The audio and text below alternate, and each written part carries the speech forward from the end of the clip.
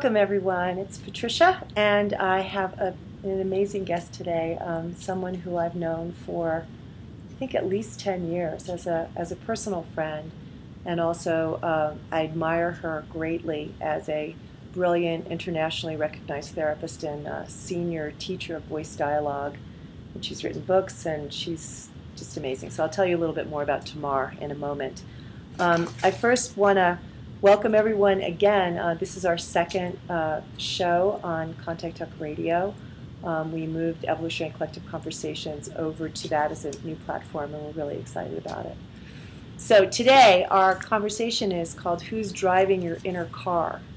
And normally we think of ourselves as a unified whole, but actually we're composed of these multiple individual expressions and aspects of ourselves, and many people have talked about it. Gurdjieff was famous for saying that, we say I, and we have no idea what we're talking about because, the I could be very different. One moment, one I is critical and judgmental and, busy trying to control everything, and there might be another I that's open and vulnerable, and another I that's lucid and clear, and that it's really a combination of different selves. And actually Ken Wilber as well, I listened to something recently that he did and was talking about working with the shadow and looking at the different selves that are owned and unowned. Tamar Stone, who is my guest today and my good friend, is just an expert at this. When you talk about being masterful in a certain domain, she's a psychotherapist and has been working with this dimension of reality. Her father and stepmother, Dr. Helen Sidra Stone, created this. She'll have to tell you, I don't know how many years ago. And so her mastery in this is something that we're all going to really be able to benefit from. And I also want to say one other thing about Tamar is she's one of those people where, besides that we have a lot of fun, we can go shopping and, have unbelievable conversations about, the depth of reality. She's the kind of person who never comes over to your house without some kind of little gift or, food, some kind of goodie. I mean, she's just generous and incredibly sensitive and tuned in, and at the same time, one of the feistiest, strongest women I know. So I want to welcome you, Tamar. Thank you, Patricia. What an honor it is to be here with you. This is fun. So to start off with, what do you mean by the psychology of selves? Since some people may have heard of this, but I think probably a lot of people haven't. What is the psychology of selves? Right. Well, it's a big concept. The premise is that we all have. They're universal. Selves are the voices in our head. Selves are the parts of us. One part of me feels this way, another part feels this way, or aspects of our nature. And these selves really virtually get born, most of them in our family of origin. And the ones that are more primary in our personality have gotten born to really protect us in some form or fashion. There's the overall protector that looks at like protecting as just sort of its job description. Mm-hmm. But all primary selves are protective in nature, and they're born to help us because, I have not yet met anyone who's from a functional family. We all have our issues, our crosses to bear, and these selves get born. And for every self that we're over-identified with or that becomes dominant in our personality, there's an equal and opposite self that gets repressed or disowned. It's actually mathematical.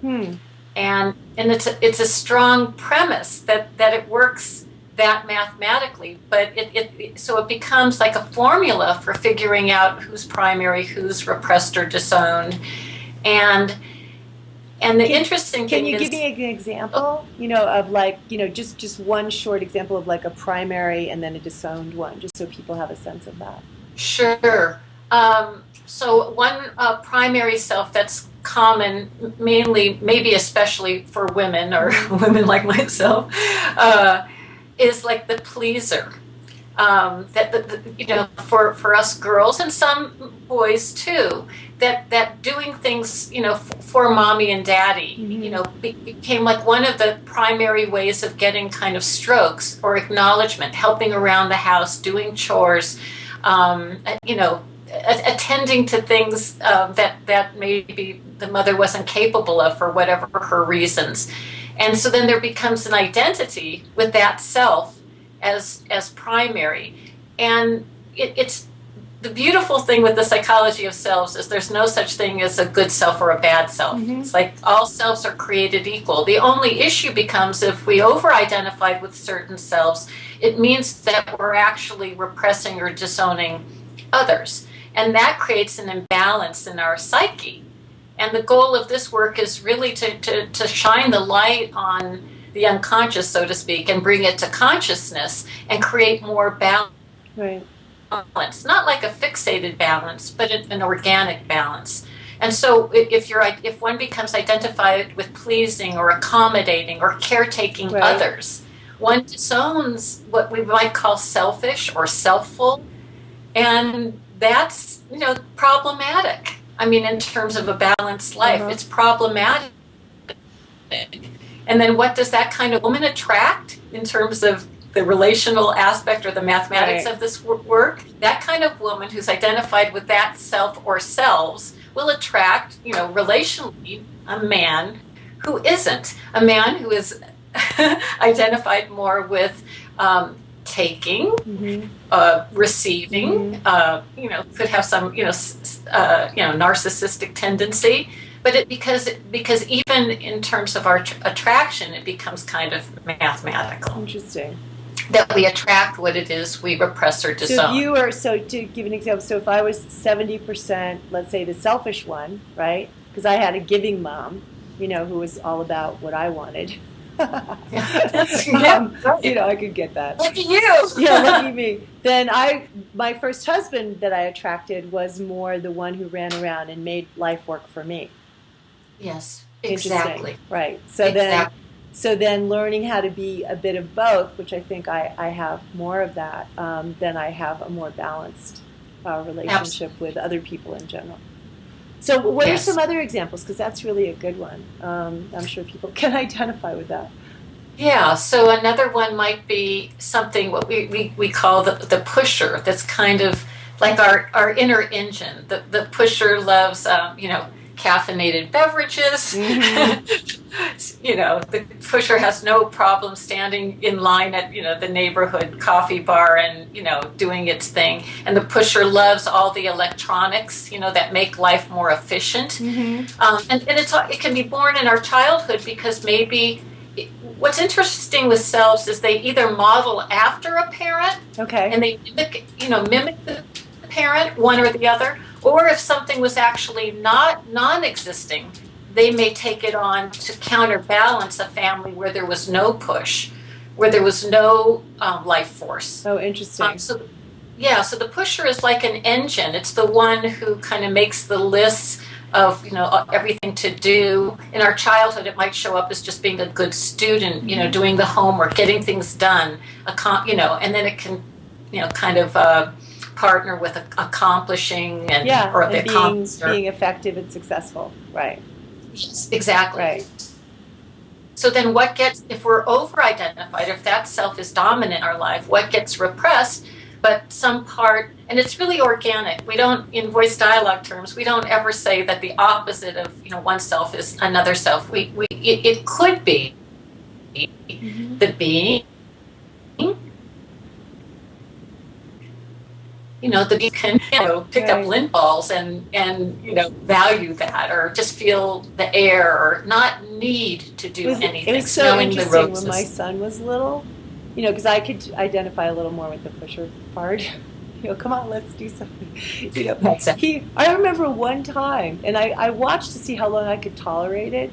He was just kicking dirt, and the wind was blowing, and then he'd watch the wind blow the dirt. Wow. And then he'd kick dirt, and then he'd watch the wind blow the dirt. He did it for like 20 minutes. And And I thought Wow. he could have probably done that for like another 40 minutes. Who knows? I mean, I couldn't, obviously, I was in New York and we were in a playground and I was like ready to go do something else. But what's But so it was so perfect, beautiful. It was so it's lovely that beautiful. he actually had that capacity. And it's perfect because sometimes in family systems or the constellation, if one parent is very strong, Right. like you were, in your kind of going and doing and handling and being responsible and a Yeah. single mother, things that you needed to do and your interests, but how perfect that your son carries this other quality of kind of being. Yeah. And It was sweet. it's just a very I remember I was trying not to sweet ruin it because it and was so cool. I was just fascinated, but no doubt.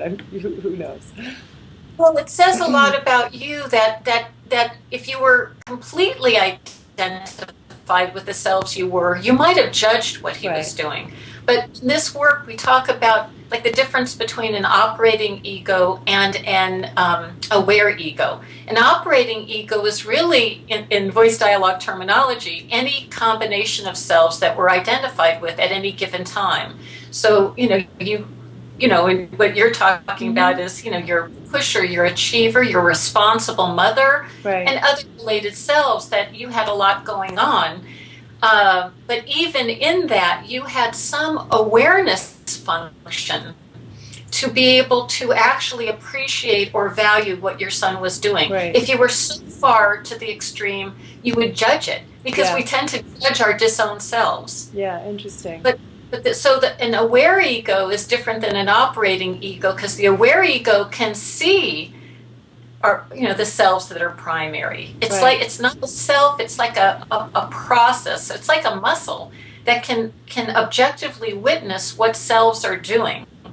Just objectively. Well, here, so And then I just want to remind everyone that I'm speaking with Tamar Stone, and we're speaking about voice dialogue and the psychology of selves as one of the elements, just in case people have just tuned in late. So yeah, sorry to interrupt you.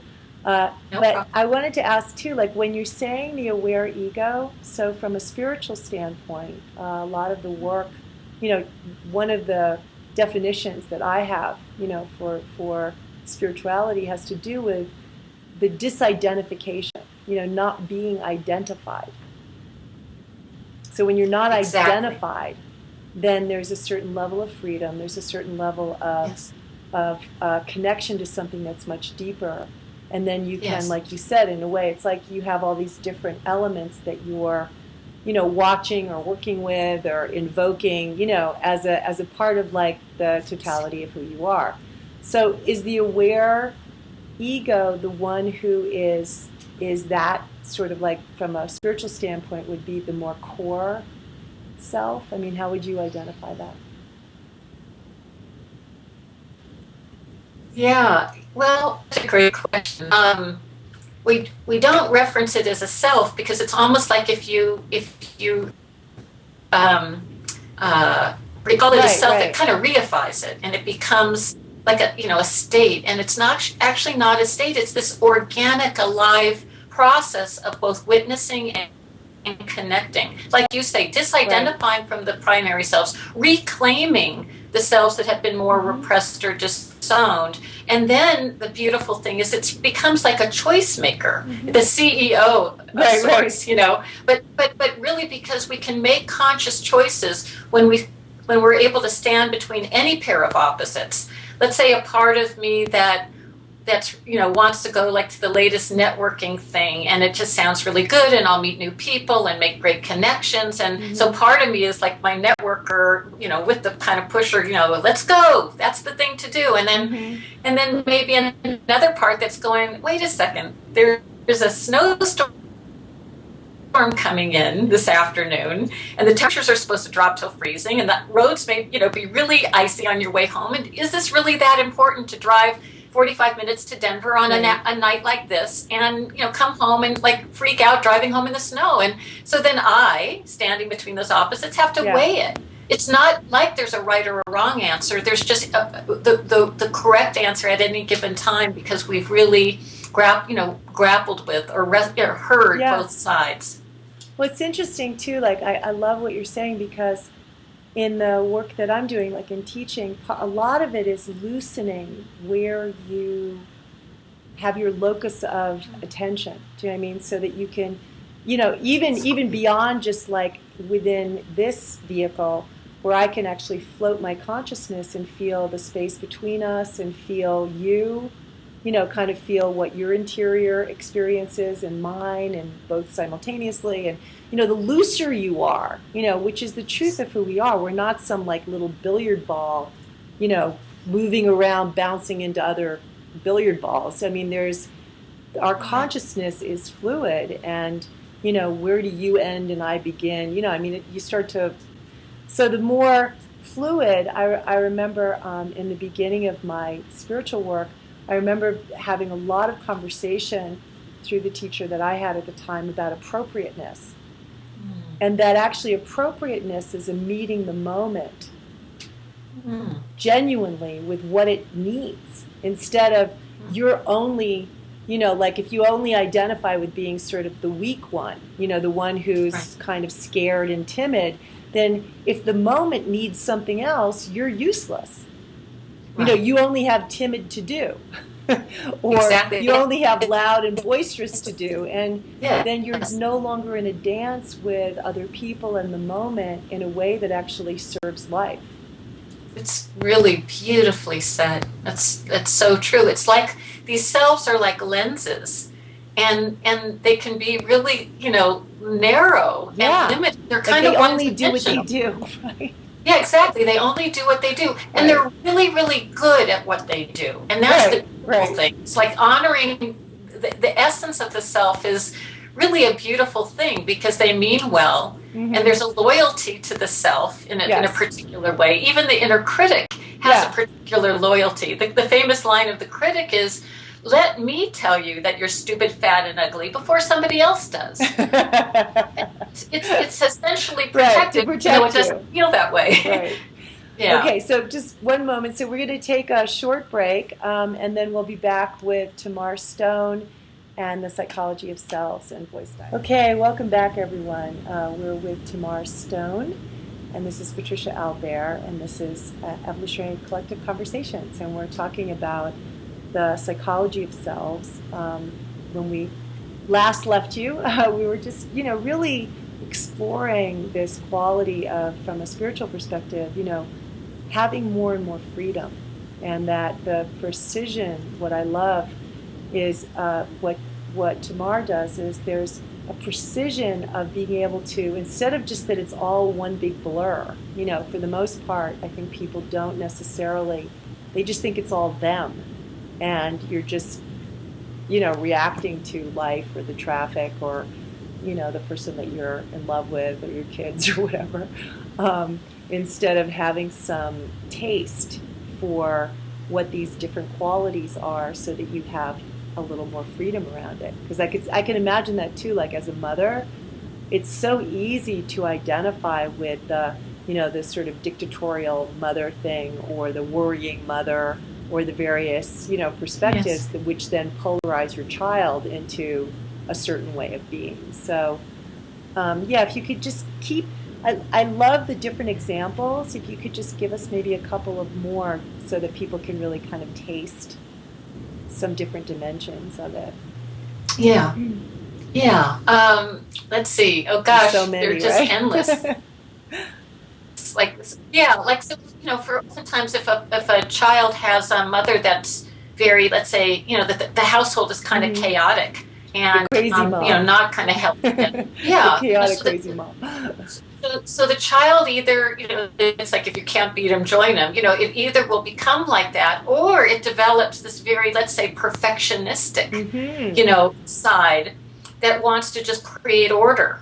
And it's all about order, and maybe, I think things you and I have talked about, like the parts of us that always have to have our car with us wherever we go, so we're not trapped. Right. But there's a kind of vigilance about that part, or hypervigilance, But and so it can serve us. We can get our needs met by kind of having our car leaving whenever we want to, that kind of stuff. But at the same time, the loss might be at the other side of that hypervigilance side, might be a part that's kind of a connector that just, you know, connects to the moment or to people, or it's just a vibrationally different part. Or maybe in an opposite to a hypervigilant part, you might have a pleasure seeker that just doesn't want responsibility, that wants to sit in front of the TV with the remote control and just zone out, because, you know, the primary self is always running the show. So when it doesn't have to,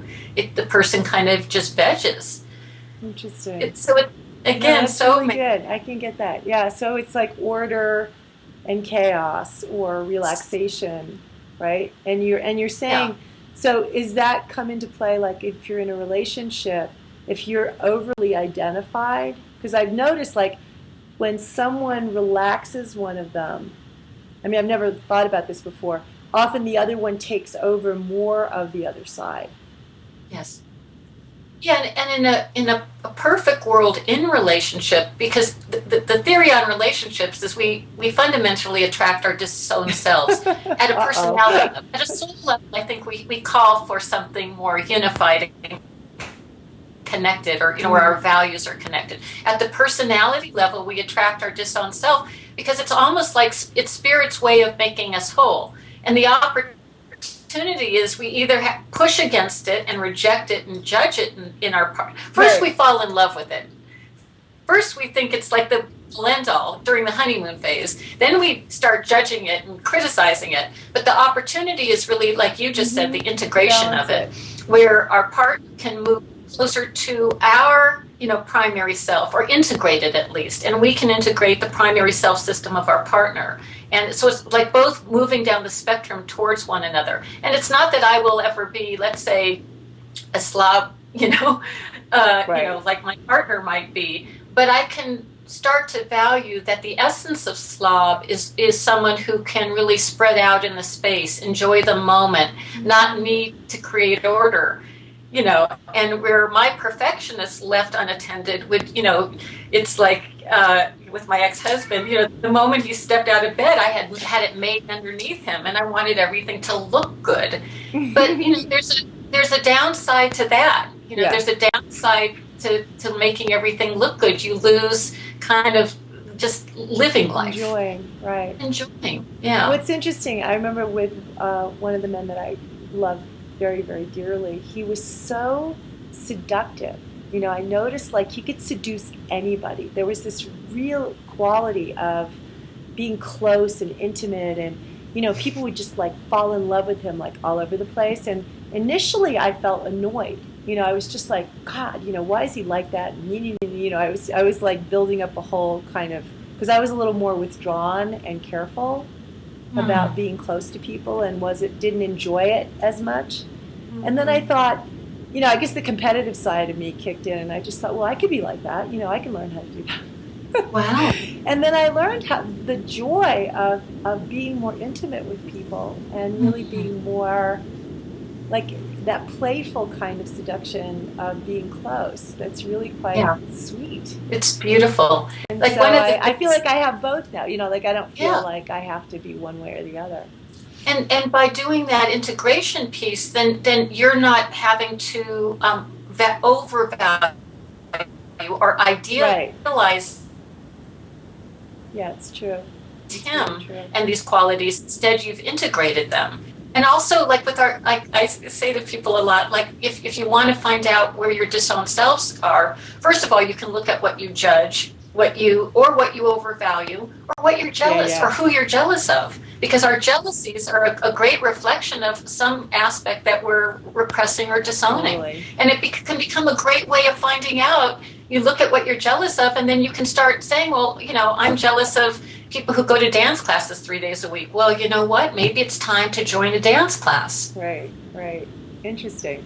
So to go back to what you call the aware ego, or the aware self, for, you know. Yeah.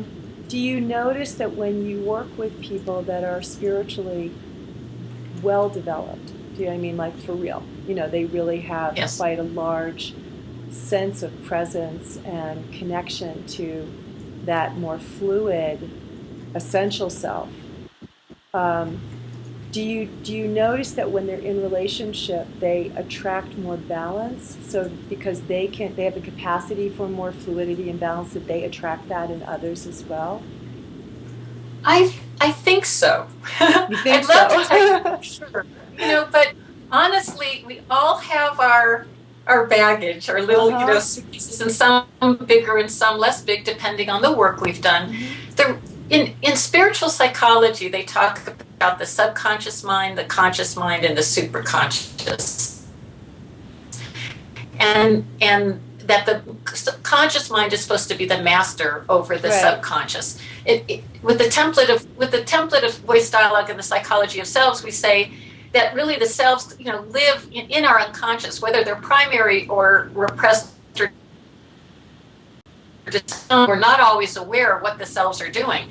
But when we shine the light from the conscious mind into the unconscious and bring them to consciousness, we strengthen this like aware ego process. We strengthen this place that then opens us to more spiritual experiences potentially. Well, go ahead. Yeah, Well, that voice dialogue in and of itself isn't a spiritual practice. It's called a consciousness model. It's just a way of seeing consciousness, and that's why a lot of people can bring this work into any other body of work, to help, like you said, disidentify and just get a greater sense of who we are. With spiritual people, the one risk is that sometimes there's a spiritual self that gets developed.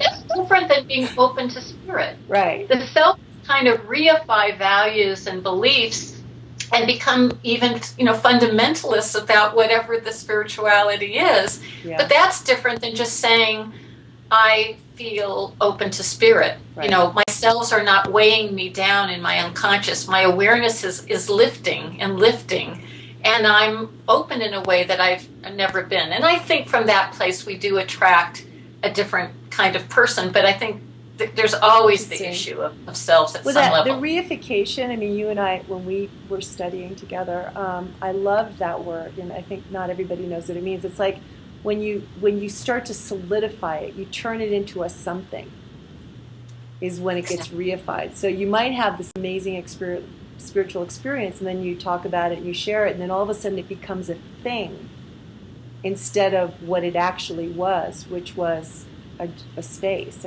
Something that actually you can't hold on to.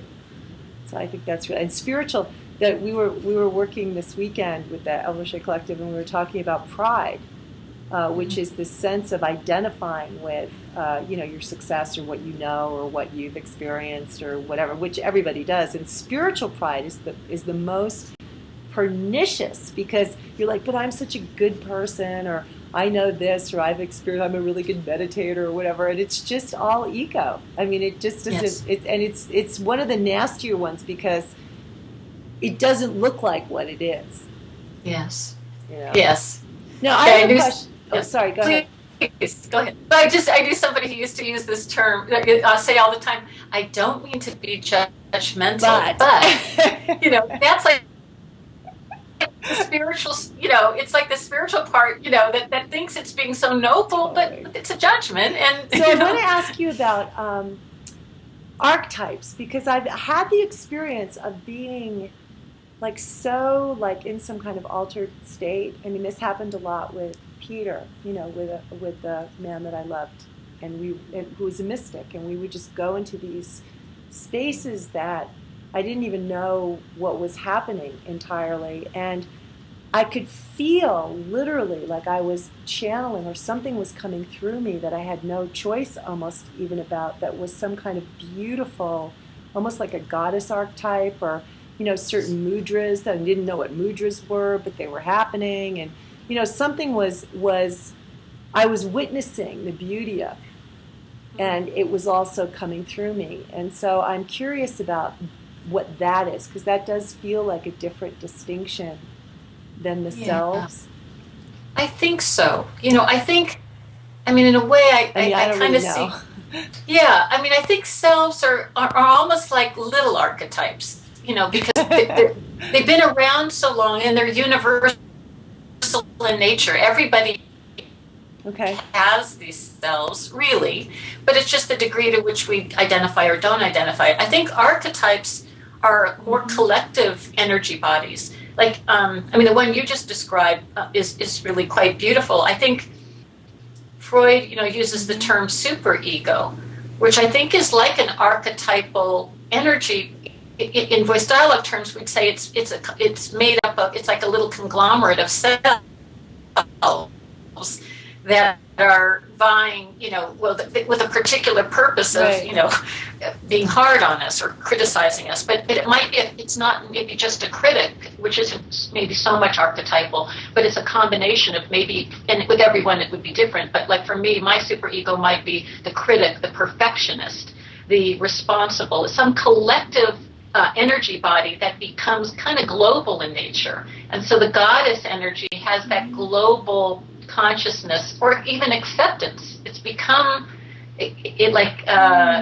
accepted in a way and so I think we can tune into those global energies and open to them. And really the more present we are, and I think that's really the key, the more at choice we are, the more present we are, the more we're not weighted down by our unconscious. I think we're open to a lot of experiences, archetypal You know what I'm and thinking? others. Maybe the selves, like what one of the definitions you used right at the beginning was that the self part is designed to protect you. Yes. I experienced no protection. I mean, it was more of like a divine self that I was embodying. So maybe like in the hero's journey or something like that. Wow. There are collective morphinogenic fields. Yes. It would be like that kind of a thing. Yes. There's a morphinogenic I think so. conglomeration of a way of being that is more divine. Do you know what I mean? Where I would imagine, you can, I've felt that, being heroic, it isn't just the pusher. It's more like there's an embodiment of something that you have more access to, more energy or more possibility, and it's not defensive. Right. I imagine like the stories you hear about mothers where they see the child, child's leg under a car tire, and they come over and they literally lift that car. They have got to be channeling some collective mother archetypal energy that's empowering them to just do what has to be done. Yeah. So yes, I think they're collective energy bodies, which is different really than the selves. Yeah, it might be like there's always the more there's always the egoic elements, and then obviously there's divine expressions usually of the same thing. So maybe that's, I never looked at that before, but maybe that's what the archetypes are, because they do feel, and even when you read, there's a beautiful little book, I think I've shared it with you, I can't remember, but it's called The Mother, and it's by Sri Aurobindo, and it's this little tiny book. It's probably the only readable. His work is very dense and beautiful, but hard to read. This is like this little book, and he talks about these 4 different archetypes or goddesses, Lakshmi and Mahakali and Durga and somebody else. I can't remember who the other one was. But they're beautiful. Like the one that I love is like Lakshmi is all beauty and grace, and people, it's kind of like you just want to be around her when she's there, and she's charming and gracious, and she has a divine disgust. It's like if things aren't really real, she'll just leave. She doesn't want to be a part of it. Yes. And I can sort of relate to her. I can find it's like there's an ego version of that, but then there's a place that's real. Yes, absolutely. Absolutely. So maybe the more we work on ourselves, maybe that gives us more access to, if we're freer. Yeah, I think so. It's like we're not being weighted down. And one way of freeing ourselves is also watching our dream life, because in our dream life, our dreams are very reflective often of disowned energies and also primary energies. That, who's driving your inner car? If well, first of all, like if the car is, the brake isn't working in the car, you could say in your dream, you could say that, chances are your pusher is out of control and you need to do something, or you've just done something and the dream is a reflection of some sort of shift. Oh, interesting. But if you're being chased by wild animals, quote unquote wild, that's often a reflection of some sort of disowned energy. So we have the opportunity to get really current with ourselves and our own process, which to me is about freeing myself for greater experiences also. It's not just about perfecting the self level, it's about opening for these greater energies and experiences. Totally. Perfect. Okay, we're going to just take a short break, and then we'll be back with Tamar Stone and the psychology of selves and all the other, and archetypes and all the other things that we're exploring together. Hi, welcome back everyone. This is Patricia Albere, Evolutionary Collective Conversations, and I have Tamar Stone, my dear, beloved, brilliant friend on the show. Yes. And we're talking about the psychology of selves, and we started talking a bit about the archetypes, which was an interesting conversation. You started to talk about dreams, and I know that you actually, it's one of your skill sets is to work with people with their dreams. So, talk to me about that a little bit. How do we work with dreams in the night and daydreams? Right. Yeah, it's true, because our daydreams can be as significant as our night dreams. The things that we fantasize about can be really often reflections of our disowned material, just like what we're jealous about. What we fantasize about might be something that we're not doing in our life that we just kind of yearn to do or would love to do.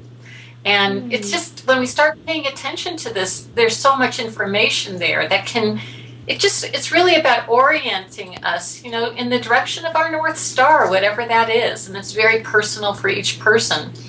And then our night dreams are really, it's like material that reflect, primary selves, disowned selves, or selves that are just calling for attention. From the voice dialogue perspective, we can give voice to any aspect of our dream, rather than me just assume that I know. If you dreamt about anything, like a little box that had some, magic, little gauntlet in it, well, that might mean one thing for me, but to your unconscious, it means something else. And so by giving voice maybe to the box, we can learn about what that box means for you. So you can give voice to any person in your dream, any object in your dream, and find out really quite individually and personally what that object or dream image or person is showing up for. Why are they showing up? Why do they want our attention? So here's something that, tell me if I'm wrong, okay, is what I find is that the more related you are, the more you become something, you get inside of it, the more it shows itself to you. So rather than figuring it out from the outside, it's like coming in. So when you say giving voice, what you mean, right, is that, like, if there was a little gauntlet, I could actually go inside the gauntlet and then speak from it. Absolutely. Perfectly said. Beautifully said. Yes. Which is so cool, because the truth is, and that also helps you disidentify at the same time, from that spiritual sense of, you're not located where you think you're located. Right. And it also includes the body. You're really good at this. Yeah, there's an overall voice of the body, and then every body part has a voice. So that's another, because all the selves and everything we do in our life takes place through our bodies, and yet the body is often the least recognized and honored for everything it does to fulfill the wants, needs, and desires of all ourselves and our mission and purpose and and the like. So to get to become friends with your body is also a wonderful opportunity to free energy and be an ally and be each other's advocate. That's very powerful. That's one of the places where it's the easiest to see the separation, because there's often this sort of like getting your body out of bed and getting it to go to class, and and being annoyed with it when it's too hungry, or whatever I mean, you can almost see how people's harshness when it comes to their Yes. relationship with their bodies Yes. often. And Yeah. And that's sad and it's painful because the body is so loyal. And I do a lot of what's called yeah, body dialogue. And I have never met a body that wasn't essentially loyal to the person. Like, it's not that it wants to hurt or be in pain or be ill. It's just, it wants to function. It wants to be, but it also wants to be heard and honored. Well, it's almost like Yes. I remember one time when I hurt my knee and I had to have a cast on it, and so it atrophied. So it looks really pathetic, when they pull it off and your leg looks like this little pathetic thing, it's all shrunken. Yeah. And I realized that was the first time I felt like my body was like a little animal or something. Like there was actually, it had a different nature slightly than I Yes. did, and that I needed to listen Yes. to it and sort of pay attention to what it might want or need, which was really different than what my mind would say or even my emotions. Yes. Because It's there kind are of like a little cat a or lot of spells something, that, like because it gets yeah. hungry, it gets tired, it Yeah. likes to play, it likes to do certain things that are different than what I would think, Yes. my identity. And then there are selves that hijack kind of the body, as if they know better for the body than the body knows for itself. Like as if yoga, like, oh, yoga's good. You should be doing yoga. Yoga That's isn't true. good for all bodies. It's great for some bodies. It's okay for others, and it's not Yeah. good for others. But to find out from your own body what it likes to or do not. and not. My body actually doesn't What it like does. yoga, even though I know I should. I Yeah. should like it, but I don't. Well, that's the part that says Yeah, that. Yeah. right. I'd like to, before we run out of time, I'd like you to talk about, because I was around for a lot of it. You put so much time and energy into the work, the box of, it's called Selves in a Box. And There's selves in a box. yeah, Selves in a Box. And so just talk a little bit about that and how people can use that, and also your Right. website, so people know. Thank you. Yeah, because they're Yeah, beautiful, they're gorgeous. Thank you. It's a 52 card deck with 2 wild card selves, and it's not all the selves. It's just 52 representative selves that are pretty common or known in some form or another. And it's a way of working. The way I say it is, it's a way of learning to live outside the box, to get beyond our identifications and or our reclaim our disowned or repressed selves. So you can work with the cards. Kind of, they're like conscious or New Age tarot cards. They're more psychodynamic as opposed to esoteric, and very easy to use. No psychological experience necessary, and it comes with a 144-page workbook that's like a little bit like a graduate studying in consciousness, and then ways of using the draws and spreads, doing quick picks, using them in groups, using them with your partner, whether a romantic partner or a business partner or a friend or loved one. And they're beautiful. I mean, you had all of them painted, and you fussed over that, like sort of, like a true. Like your perfectionist, my perfectionist was out of control. Making them, yeah, very. But they invoke. I mean, when you just look at the image, you don't even have to understand necessarily everything that's on the back. That invokes a certain sense of self. My 2 prayers when I was creating them, and they were 10 years in the making, a true labor of love, is that the images would be invoking and inviting a deeper exploration, and that the cards would feel connected to spirit. And that my 2 prayers have absolutely been met, and I'm so grateful that it stands alone, and anybody can pick it up and actually work with their own selves and learn, interactively with their unconscious. Well, what's great about it too is a lot of times people read books and then they do a little bit of work on something, and then they're sort of on to the next thing. I know, because I've had lots of different kinds of cards. I love them. I mean, it's something that you just can have you can use. Yes. And keep going. Like you can keep it in your toolbox. In your life. Yeah. Yeah. And true. With relationships. And I also wanted to mention, if you have a couple of minutes to explain, I know that Genpo Rochi, with the big mind process, which I'm sure some people won't know what I'm talking about, but some people will. I know that there was some element of this work that was absorbed into that. So can you explain Yes. that a little bit? Yeah, he really, from his own studies in voice dialogue years back, he integrated parts work, not like kind of the therapeutic form of voice Mm-hmm. dialogue that I use as a psychotherapist, but more just being able to take a group and help people disidentify from parts and open up through that process to big mind, Yeah. which is more like what we were talking about, an archetypal experience, and big heart. And he, really got quite, brilliant at facilitating that. So it's not, again, the more balanced therapeutic Mm-hmm. lineage of the work, but it's using an aspect of the work for the purpose of really Yeah. expanding our consciousness with spirit. Yeah, and I've heard it's profound. I've never experienced it, but Yeah. and I liked what you said because what you've developed, like if you're a therapist or an individual or you're doing some other kind of work, like this way of speaking from and not being separate from and paying attention and listening and giving voice to Yes. anything.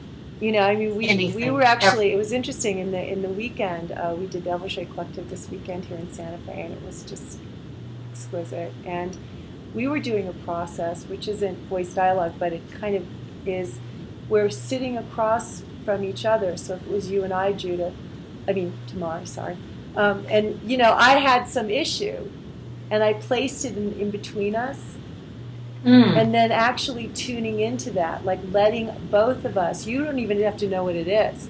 And so Wow. you can actually begin to give voice to, whatever you're sensing or the color or a feeling or images. And it was just exquisite. I mean, we call it transformational poetics, but it's like this way of allowing something to then show itself to you rather than you deciding what it is. So That's beautiful. okay, so anyway, Yeah. I want to thank you again for not only today, but for the passion that you bring to your work.